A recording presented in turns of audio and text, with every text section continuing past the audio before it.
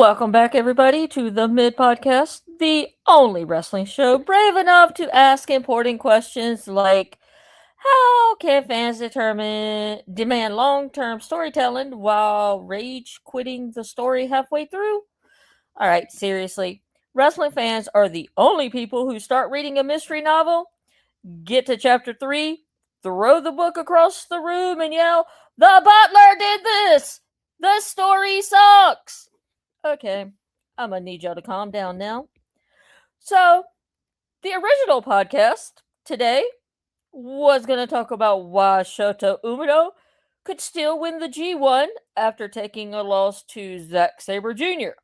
Well, I woke up this morning to the news that my poor Shota suffered a concussion during his match with Zack Sabre Jr.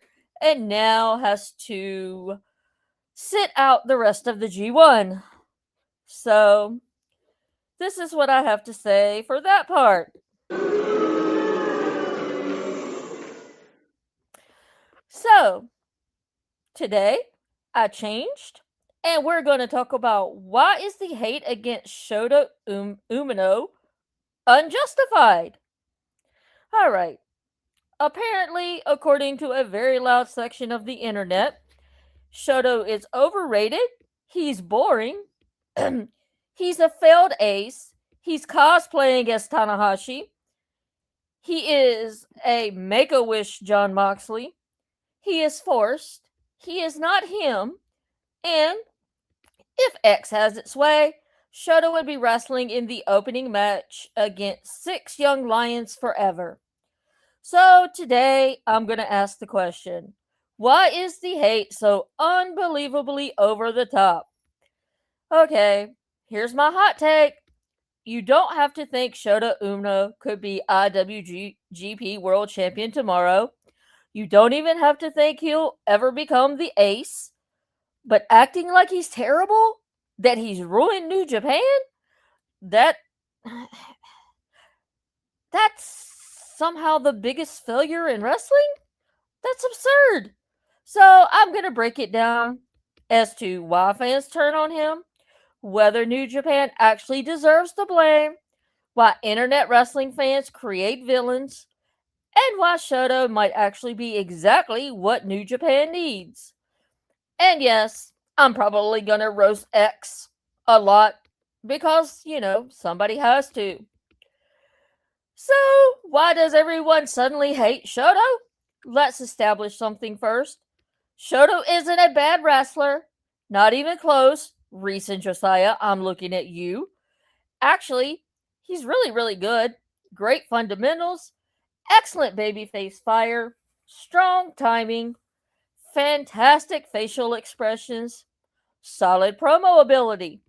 Good psychology. And perhaps most importantly, he actually understands pacing, which in wrestling is becoming a lost art. Yet somehow you'd think he was the wrestling equivalent of forgetting your password 5 times in a row. Because social media acts like he's personally responsible for every problem New Japan has. Where did this come from? I think there are 4 reasons. Reason 1, he's the chosen one. And wrestling fans absolutely love turning on chosen ones. See Roman Reigns. Think about it. John Cena, Roman Reigns, Cody Rhodes, even Tanahashi. Every single one of them experienced enormous backlash. Not because they were bad, Roman Reigns, John Cena maybe, because fans hated feeling like they're being told who to cheer for.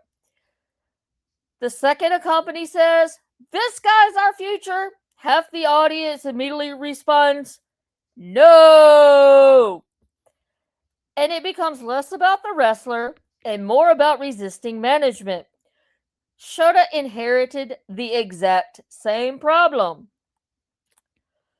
Alrighty, I'm gonna need to rewind and talk about the Chosen One curse. When Shota debuted, fans loved him. Why? Because he was the young lion with potential. Potential is exciting. Potential, it can become anything. Potential has no flaws. Then he left for an excursion, worked with John Moxley, started wearing leather jackets, picked up confidence, returned looking like an entirely different performer. Everyone cheered. Remember that? Yay? No? People couldn't stop talking about him. The future ace, the next Tanahashi, the next big star. And then New Japan actually started treating him like the future. And suddenly people hated him. Funny how that works. And apparently, fans only like future stars as long as they stay in the future forever. So now I need to address the leather jacket in the room, known as the John Moxley problem. Yes, Shota spent time with Mox. Yes, he carried Mox's jacket. Yes, people called him Shooter. Yes, this became part of his identity. And yes, some fans say he's just copying Mox. Well, here's the thing, that relationship made complete storyline sense. John Moxley wasn't just randomly hanging around, he became Shota's mentor. Think of wrestling history. Ric Flair mentored Triple H.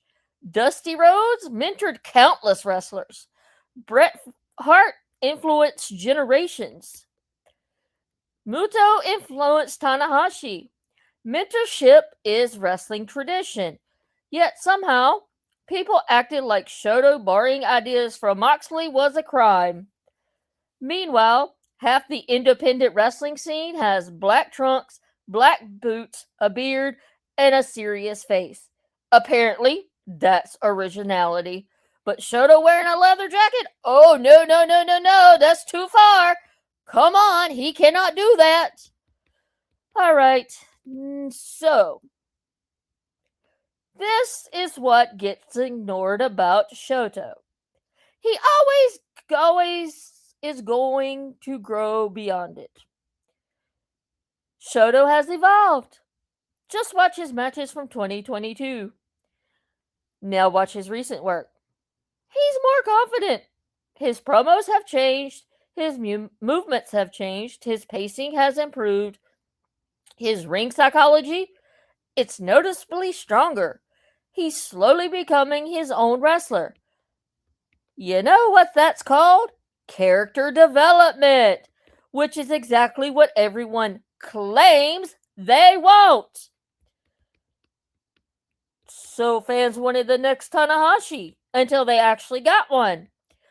I'm going to talk about the expectations placed on Shota. This might be the biggest issue. For nearly 20 years, New Japan had impossible standards. First, Tanahashi, one of the greatest babyfaces ever.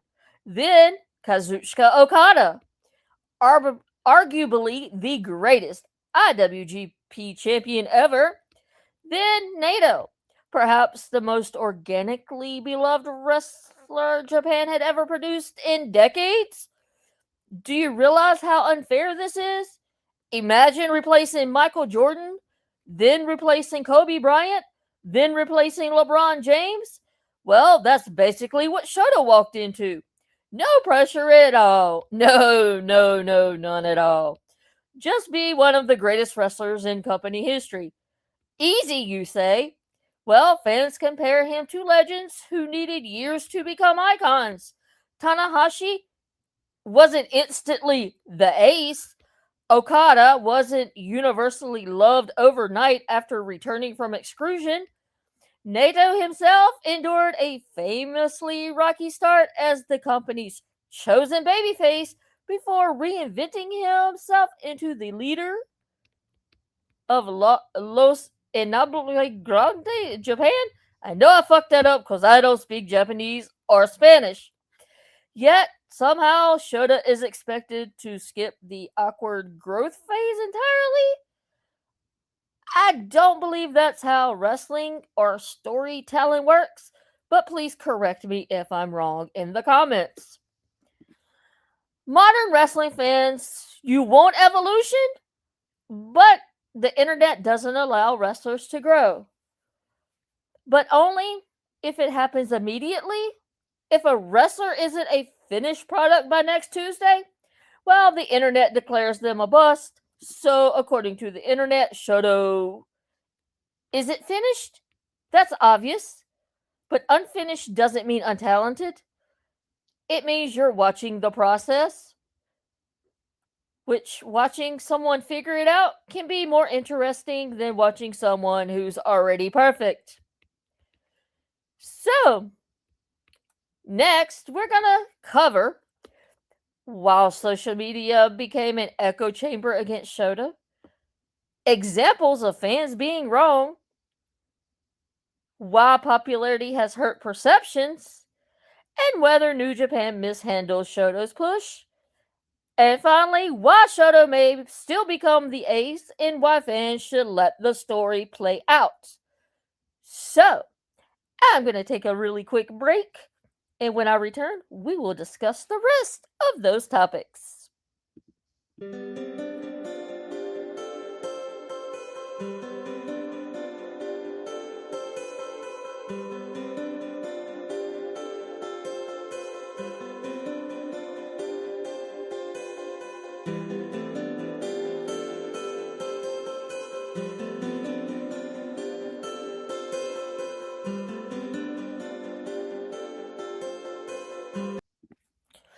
All right, thank you for hanging out with me today.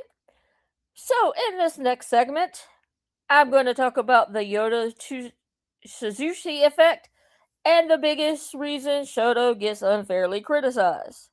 So, let's talk about the elephant wearing the Jean Blast jacket, Yoda Sushi.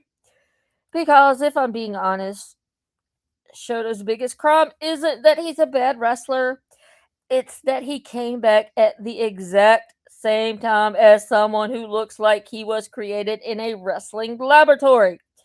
Seriously. Yoda Sushi walked back into New Japan looking like somebody hit create a wrestler and maxed out every attribute. Charisma, 99. Athleticism, 99. Hair, 99. Entrance, 99. Aura, somehow y'all created that to be 127? The man walks to the ring like he already owns the building. Meanwhile, Shota walks out and his fans immediately go, yeah, but he's not Tatsushi. And that's the problem. We're no longer judging Shota based on Shota. We're judging him against the hottest rising star in New Japan. That's not fair. It's like criticizing every NBA rookie because they're not Michael Jordan. Sometimes someone does catch lightning in a bottle, but that doesn't mean everyone else suddenly stinks. Have you noticed something? Wrestling fans love rankings more than wrestling. Fans don't just enjoy wrestlers anymore. Everything has become a ranking. Who's the ace? Who's the future? Who's washed? Who's overrated? Oh, who's underrated? Who's him? Who's finished? And I could go on and on. We spent more time creating power rankings than actually enjoying matches. The conversation around Shota has become less about his performances and more about his position in this imaginary hierarchy. Well, guess who's ahead? Yoda Sushi. So, that doesn't automatically mean Shoto is terrible. It just means Yoda Tahushi is having an incredible run. Two things can be true at the same time. So, one thing fans forget is that New Japan wasn't trying to create three copies of the same wrestler. The entire point of the new generation is contrast. Umino is the classic white meat babyface trying to carry the company. Yoda Sushi is the explosive magnetic wildcard. And Narita embraced the darker, more ruthless path. And Umera into the mix, you get another completely different personality who is steady, technical, and quietly confident. You put all four of those together, it's healthy. If everyone was trying to be one person, the wrestler would become stale in 6 months. different styles, guess what? They create different stories. So now I'm going to tackle the phrase that gets thrown around constantly in wrestling. Shota is being shoved down our throats. Really? Let's examine that. Was he immediately handed the IWGP World Heavyweight Championship? I think not. Did he squash every top star? Nope. Has he dominated every tournament? Highly unlikely. Has he gone undefeated? Most definitely not. In fact, he's lost. He's lost a lot. To the top stars, to veterans, to rivals.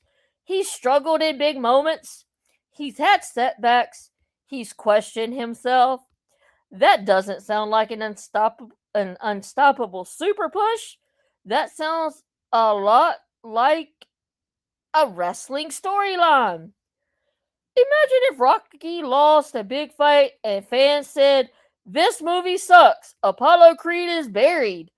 No, Rocky losing is the point. The struggle is what makes the eventual payoff matter.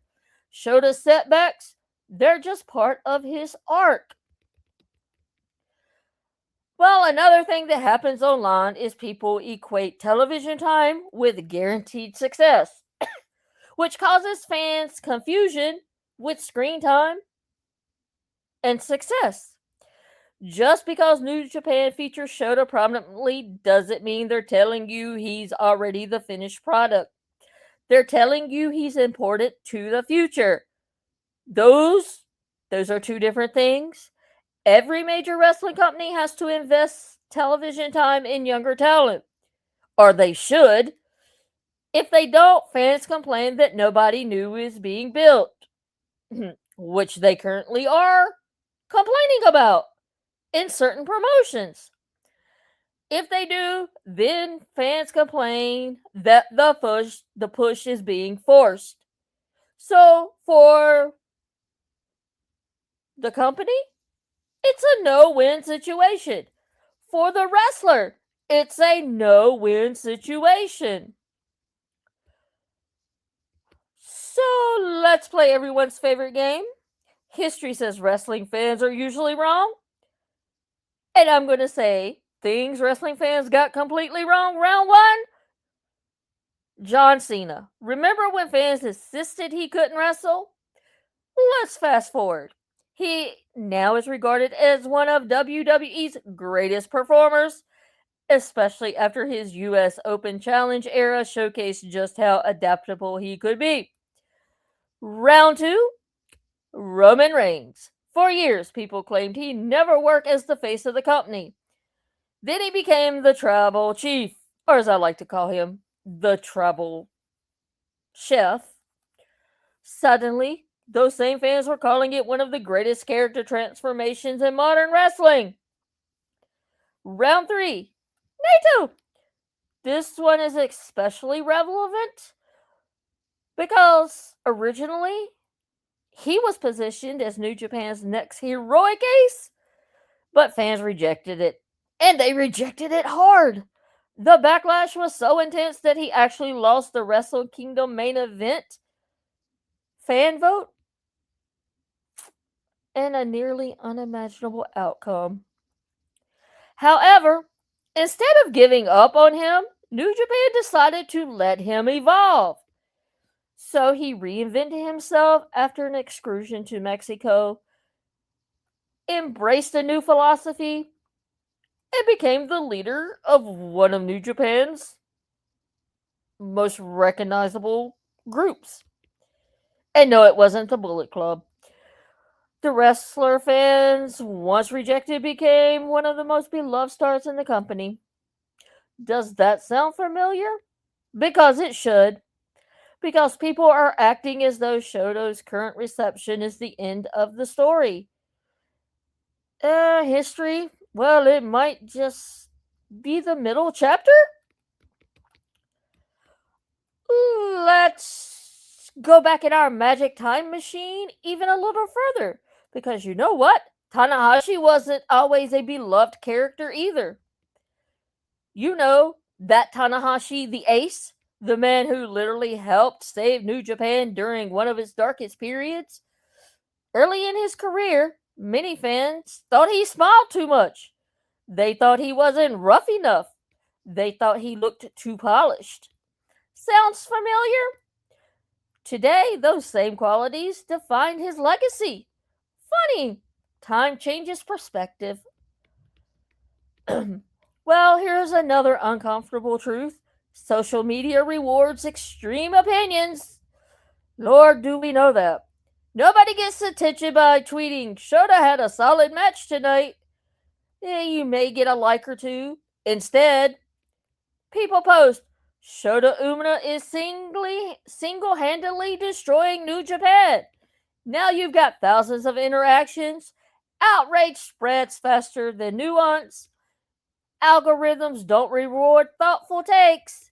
They reward emotional reactions. That's why every discussion becomes greatest ever, worst ever, future ace, complete failure. There's no middle ground anymore. And poor Shoto, well, he's become a perfect target for that cycle. Let's talk about the echo chamber effect. One person will post Shoto has no charisma.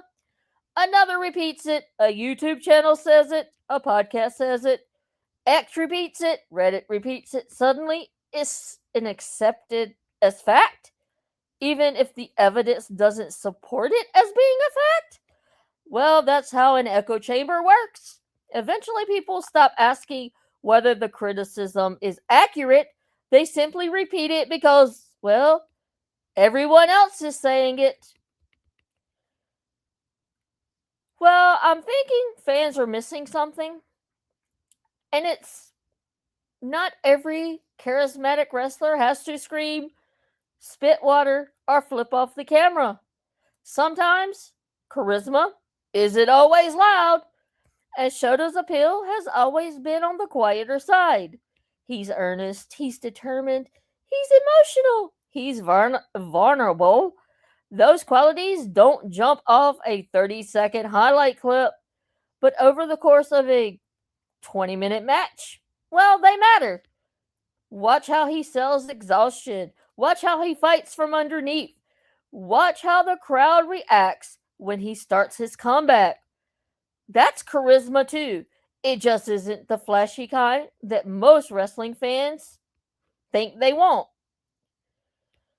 So, is New Japan partly to blame? Well, before anyone says, oh, you're just defending Shota no matter what, let's be fair. Some of the criticism aimed at New Japan's booking is absolutely reasonable. That's very different from saying Shota is the problem, because those are two separate conversations. One asks, is Shota talented? The other asks, has New Japan always presented him in the best way possible? Those aren't the same thing. Well, one thing New Japan has done for decades is put impossible labels on people. And by that I mean they are always looking to crown the next ace. The problem? Well, fans hear that and immediately compare the new guy to the last legend. That's an impossible standard. Shota isn't being compared to an average wrestler. He's being compared to the likes of Tanahashi, Okada, and Naito. That's Mount Rushmore territory. Imagine graduating from college and your boss says, congratulations, you're replacing Michael Jordan. No pressure. All right, we need to talk about let characters breathe. And sometimes it has felt as if New Japan wanted fans to accept Shota because the company said so. We all know wrestling doesn't work like that. Fans, we don't like being told who to cheer for. They like discovering that on their own. Stone Cold wasn't manufactured. Neither was Daniel Bryant. Neither was LA Knight. Fans kinda adopted them. The company should guide that, not force it. That isn't Shoto's fault. That's a booking philosophy discussion. So, what does Shoto actually need to improve on? Okay, here's where I think the critics might have a legitimate point. Yes, Shoto has room to grow. Absolutely, I'm not denying that fact. Every future ace, they probably still need some improvement. But Shoto needs to define his character trait. Not wrestling move, not entrance music, not the jacket, the character. Tanahashi had hope. Okada had supreme confidence. Suzuki, he's terrifying. Zack Sabre Jr., he's arrogant, technical brilliance. Well, Shoto, he's still trying to find that one unforgettable identity. And it's normal. He's only been back from excursion from a relatively short time compared to the careers of those legends. Let's talk promos. His promos can become even sharper. They are good. Sometimes they're very good. But they can become memorable. When people quote your promos years later, yeah, you've reached that other level. And that comes with confidence, experience, failure, success, just life in general, you know. Well, keeping wrestling bigger matches, you don't become an ace by practicing. You become an ace by surviving classics. We all know Okada didn't become Okada overnight. He wrestled classics. Tanahashi, he didn't become legendary because he constantly delivered when the pressure was the highest. Shota needs some defining performances. Some, well, they've already happened, but I feel more are coming.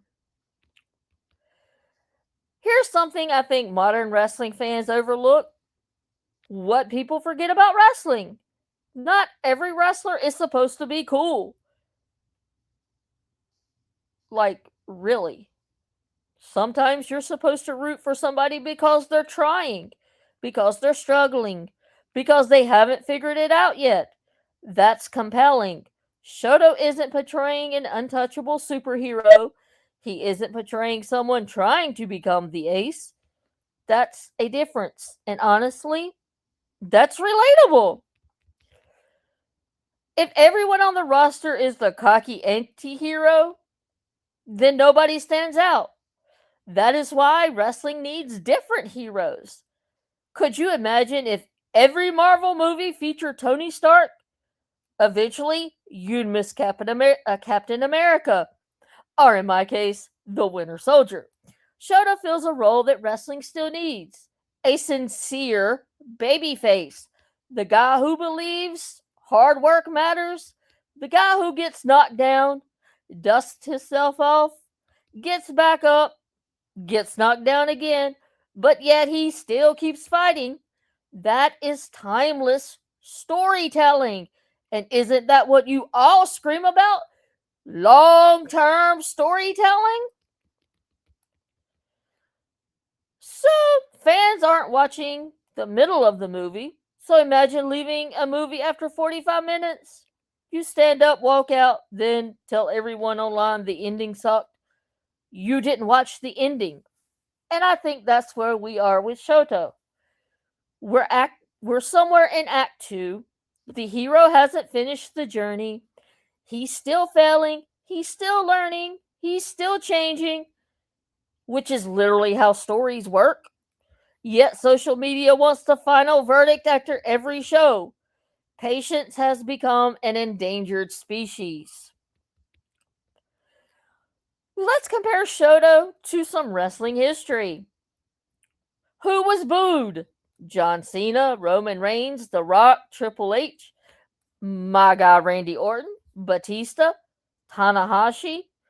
Okada had critics early in his Rainmaker run. Every generation convinces itself this guy will never make it. Then 10 years later, those same fans, I always believed in him and knew he could be a top star. No, no, you didn't. Stop lying. You know screenshots do exist now. Forum posts, they exist now. Those tweets you sent out, they can be digged up. The internet, oh, it never forgets. So, why is the hate against Shota Umino unjustified? Because criticism has crossed into exaggeration. It's perfectly reasonable to say, I prefer Yoda Tsushi. Fair. I think Shoto needs a stronger character. Fair again. I don't think he's ready for the IWGP Championship. Valid point. But saying he's terrible, that he's ruining New Japan, that he has no future, that he's a failure, the evidence simply does not support your claims. Watch the matches, watch the crowd, watch his improvement, watch the confidence growing, watch how veterans trust him in major spots. That doesn't happen by accident. Companies don't invest years in someone who can't wrestle. Well, maybe they do if you're WWE. Veteran opponents don't deliver high level matches with someone who lacks talent. The people inside the business clearly see something in Shota. Maybe we should at least consider that before declaring the experiment dead.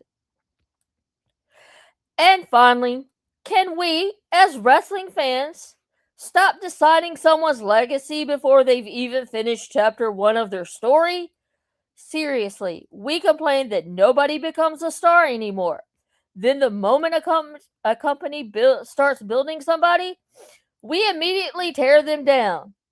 Maybe, just maybe, part of the reason wrestling is struggling to create new icons is because we, as the fans, refuse to let anyone become an icon. We compare every rising star to a legend who's already completed a Hall of Fame career. That's not a fair contest. Instead of asking, what is it Shota Okada? Maybe ask, who is Shoto becoming? Because that's a much more interesting question. And honestly, it's the one New Japan has been trying to answer all along. Well, that's going to do it for today's episode of the Mid Podcast. And I want to hear from you. So, let me know. Is Shota Umino unfairly criticized? Has New Japan mishandled his rise? Or do you think the fans are right and I'm completely off my rocker? No comment from Josiah and Reese on that one. So drop your thoughts in the comments. And just remember, disagree with opinion? Don't cut a promo on each other. Save that energy for the next G1 Climax matches coming up Saturday. And if you enjoyed today's episode, please hit the like button, subscribe to the channel, and share this episode with one friend who tweets, Shoto is finished after every single loss. So, until next time, keep watching wrestling with an open mind, keep the debates lively, and remember, sometimes the best wrestling stories aren't about the wrestler who arrives at the top, they're about the wrestler who earns the climb.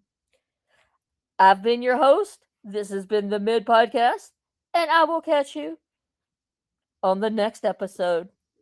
Goodbye.